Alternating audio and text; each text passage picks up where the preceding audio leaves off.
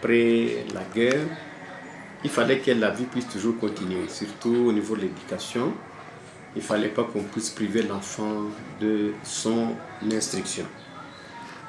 Et bien, après le lancement de la reprise des activités par les autorités, les nouvelles autorités en place, au niveau de la province, éducationnelle Nord Kivu 1 comme toute la province éducationnelle déjà occupée, libérée. Le jour du lancement, là, nous avons fait la ronde et avons constaté que réellement les parents n'avaient pas répondu à l'appel. D'autant plus qu'en passant par certaines écoles, on avait trouvé que, en tout cas, les écoles étaient désertes par les apprenants.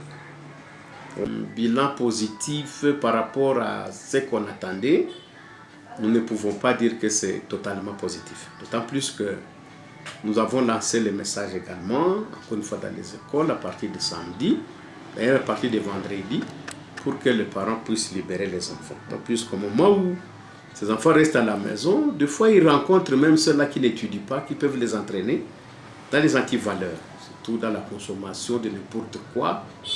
Et alors que pour le moment, boire à ciel ouvert, actuellement, ce n'est pas autorisé, sinon on est un peu inquiété. C'est pourquoi, pour le moment, en lançant les messages, même dans les églises, nous avons constaté à ce lundi, je prends seulement un cas palpable, je prends le cas de Bakanja par exemple. Bakanja a un effectif de 1426. Mais hier, nous avons constaté, juste l'effectif présent, c'était 1214. Vous comprendrez déjà qu'avec les messages lancés par l'inspection, donc par les DNC, Nord Kivu 1, en même temps, les messages qu'on a lancés au niveau des églises, ça a amené certains parents à comprendre qu'il ne faudrait pas priver l'enfant de son éducation.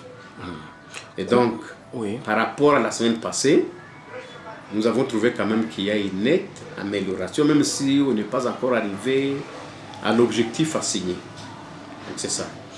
Par rapport au paiement, à la paie des salaires des enseignants, bon, c'est une question qui est pendante, elle n'est pas facile.